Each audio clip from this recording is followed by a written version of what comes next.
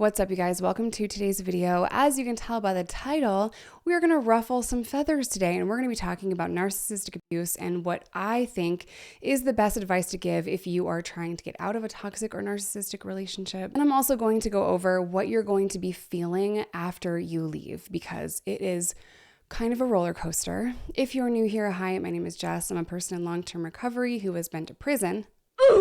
It's not a flex, it's just a fact. I'm also somebody with a bachelor's degree in correctional program support services with an under in psychology. And after 8.5 years, I left somebody that was very toxic and very narcissistic to me, which was one of the hardest things I have done in recent memory. If you want to follow me on any other social media platform, TikTok, Instagram, Patreon, that's $2. It's only ever going to be $2. All of that is linked down below, as well as my vlog channel, my Instagram, my Facebook, my Spotify, all the things. Without further ado, let's kick this thing off.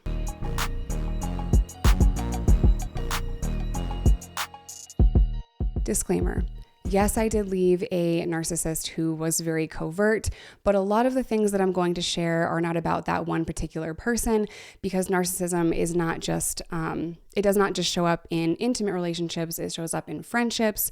It shows up in, parent-child or child-parent scenarios. So it is not just a romantic partner. You can find narcissist in any place in the world, in a lot of different relationships. Unfortunately, if you have experienced a narcissist as a child, that will feel like home to you as an adult. So you will seek out relationships, intimate or just friendships, that are highly narcissistic, because that feels normal to you. That feels comforting to you at first. And you have to recognize that pattern within you. Like, what is it about you that is attracting narcissist? What is that trauma? You really have to dig deep into that and figure that out. I think that is step one, is doing shadow work, going to therapy, and figuring out, okay, what is in here? Now, I'm not blaming anyone that has endured narcissistic abuse. That is not what it is. But if you want long-term healing and long-term growth, you have to do that inner work to figure out what is it about me that attracts this type of friend, this type of partner. Leaving a narcissist is not easy. It is not for the faint of heart. It is a very grueling decision to make. And you have to understand that you're going to go through a lot in the time leading up to and then leaving the narcissist. It takes a lot of courage to leave somebody like this. It takes bravery and courage and strength. And at the time that you are about to leave the narcissist, you don't feel strong. You feel weak. You feel broken. You feel defeated. You feel like a failure. At least that's all of the, emotions that I was feeling. I felt extremely weak, extremely broken, sad, angry. I didn't have a lot of self-confidence at the time, and I doubted myself forever. And in my case in particular, I was dealing with somebody that was, one, covert, and two, in the middle of a relapse, going through substance use disorder. And that made it even harder for me, because I thought that if I leave, he'll get worse. If I leave, he will die.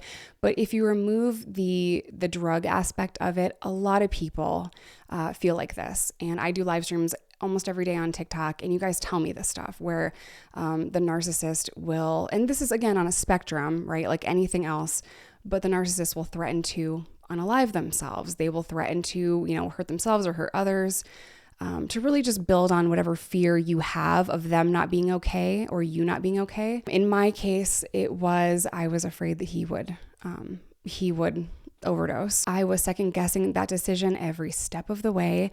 And it took me years to even accept the fact that, hey, he's not 10 feet tall.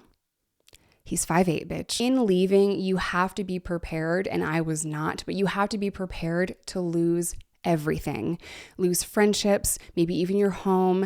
If you're going through any kind of financial abuse, which typically narcissistic people will control anything they possibly can, you have to be prepared to lose things like your vehicle, possessions in the home. If you share a home together, you have to be prepared for that.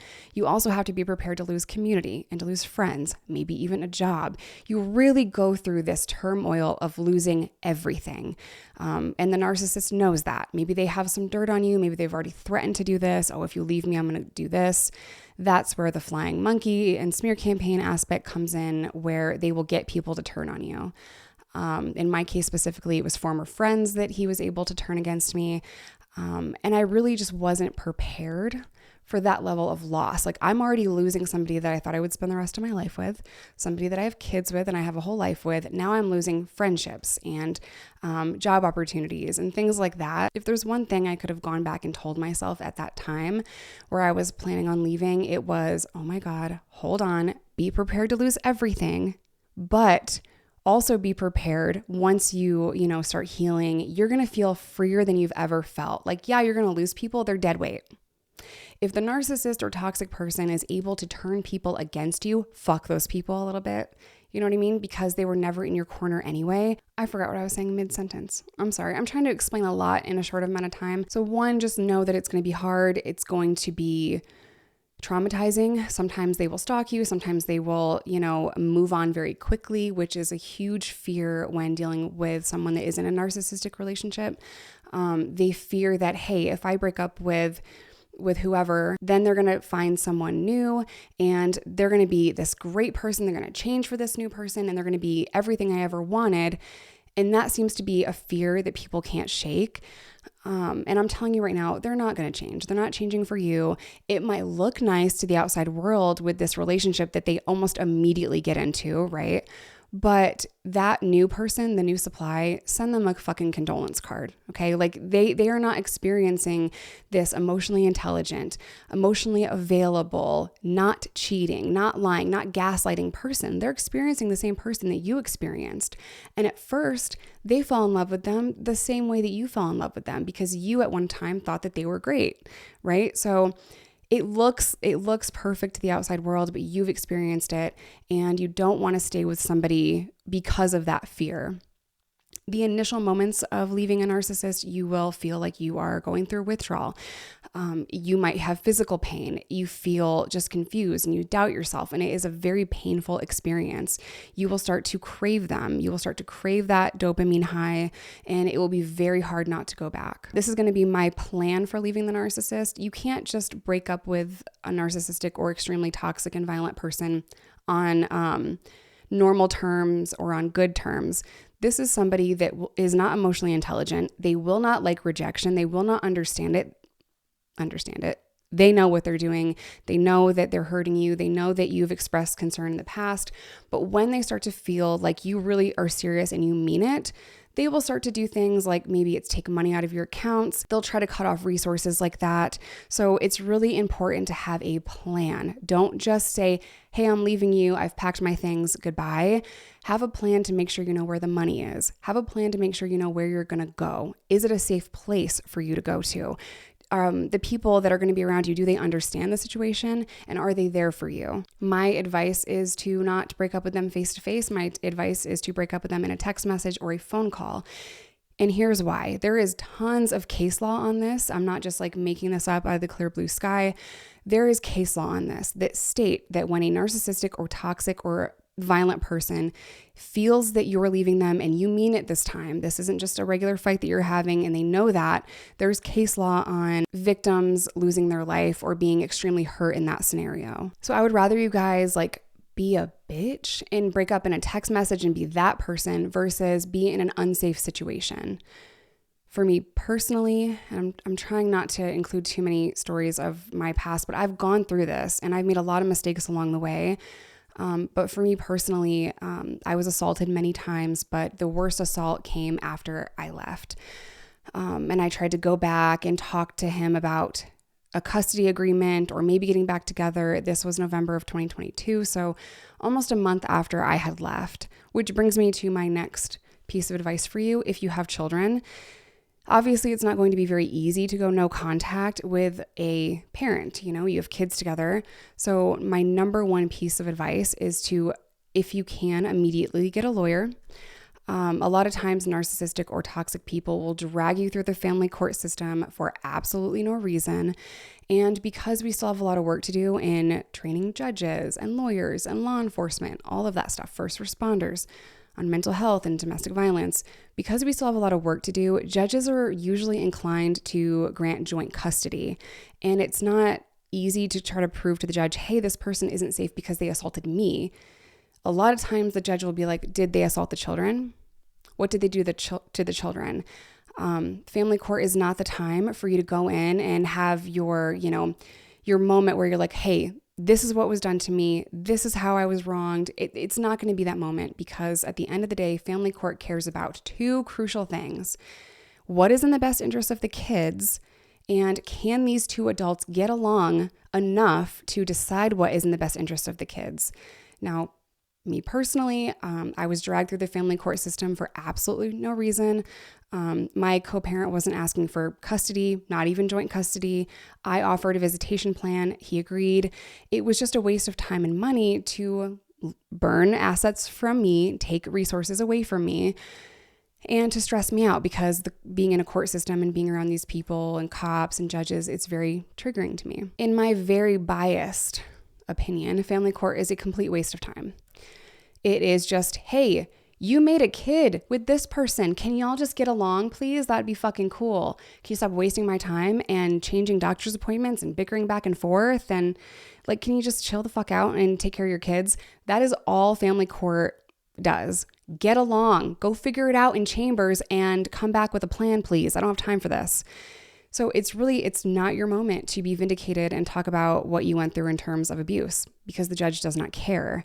That is not the judge that cares about those kinds of things. I feel like I'm saying all of this in a very matter-of-fact, kind of cold way, but the truth of it is narcissists don't change. And, I've heard Dr. Ramadi say this several times. She thinks that someone that is an abuser, that is, hurting and beating their spouse, they are a narcissist without exception. She creates the best YouTube videos when it comes to that. I will link her channel in the description box down below, as well as Dr. Carrie McAvoy.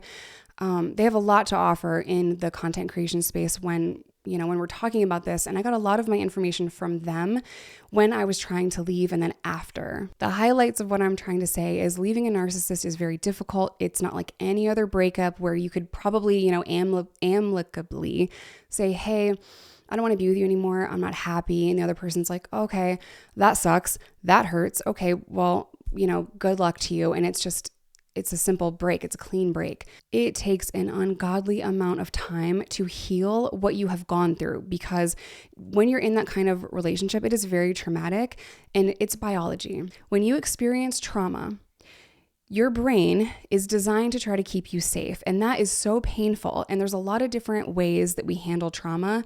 A lot of the time, we put that trauma in a box, we file it back, and we try to move forward so that we can survive that pain. We compartmentalize that trauma, and our brain is now chemically different. It is chemically different when you experience domestic violence, narcissistic abuse. If you have another mental health issue, it exacerbates that. Like for me, I have ADHD. It made my ADHD a lot worse. It takes time for cortisol levels to reduce and for you to be able to relax. What people don't seem to understand is that when you're dealing with a narcissistic person, toxic person, domestic violence, your body is creating such high levels of cortisol, the stress hormone, that it chemically changes who you are. It changes your brain. And it takes a long time for that to reduce and for you to, get to a place where you can even reflect on it, especially if you have an avoidant attachment style. I really did not want to think about what was happening when I was leaving. I'm just like, keep the kids safe, keep the kids safe. These past 9 months have been the first moment that I've been able to just sit with it and to reflect on it and not avoid it and kind of just open up that box and say, hey, these are the patterns in my behavior. These are the toxic traits I picked up from that person. Here are my own toxic traits that I brought to the table in my trauma and from my past. Here's how we heal it. And, it's been kind of a uncomfortable journey, but a necessary journey, because all of that shit, my past traumas, all that stuff, not my fault, but it's my responsibility to heal. And now that I'm finally in a place where I can look at that and kind of dissect what I went through and dissect how I reacted badly to a lot of things, what I could have done better, what the patterns are, it is the most freeing feeling. I am quick with those boundaries now, and I did not have boundaries. I remember going to therapy in 2021, and the therapist told me to get a boundaries workbook. I think it's on Amazon. It's literally just called the Boundaries Workbook. I will try to link it down below. Well, I woke up one morning at 5 a.m. I couldn't go back to sleep. I was just really struggling with a lot of things, and I started working on this workbook. And within 30 minutes, I was like, I don't have any fucking boundaries, not one. You need money? Okay, here you go. Sure. Yep. You can take this, take that. Like, no boundaries, none at all. I kind of feel like this was super rambly and all over the place. I just had a lot of things that I wanted to share with you, but my step one for leaving a narcissist, create a plan. Create a plan. Sometimes you even have to get a new phone because they've mirrored your phone. You really have to go through like everything. Where are the finances? Do I need to get a new phone? Sometimes they will put trackers on your car to stalk you. And I know that sounds absolutely freaking crazy, but that's just what it is. So the only real step here is to create a plan of safety, a plan where you are safe to get away from this person. And that could look like a lot of different things. 2, be prepared to lose everything. Friends, community, job opportunities, maybe your vehicle, maybe your car, maybe possessions. Be prepared to lose everything, but also in your healing journey, you will start to feel more free. So those are like the 2 main things that I can't stress enough. Here's all the positive things that have happened to me since I left narcissistic friendships and relationships. My credit score got higher. My bank account looks better. I am just light as a feather. I've moved across the country and now I'm living in the most beautiful place I've ever seen in my entire life. I've been gardening. I've been fishing. I've been hiking. We're doing all kinds of really fun things that I never in a million years thought that I would be doing, things that my girls are loving doing.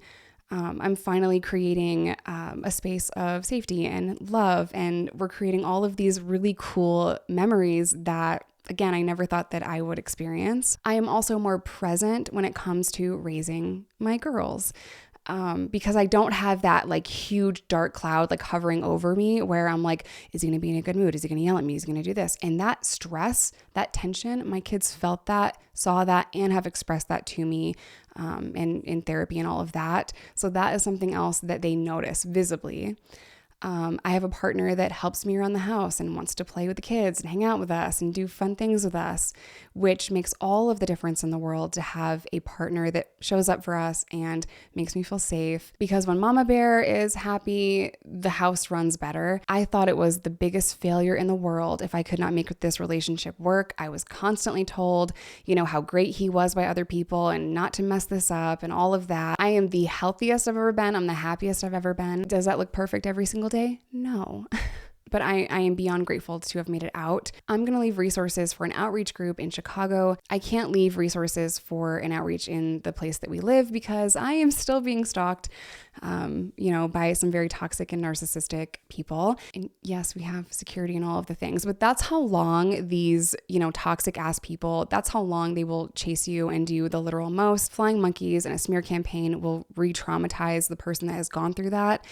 And if you have gone through that, I am so sorry, but I hope that this video gives you some kind of hope and insight and the courage and the bravery to leave and be safe doing so.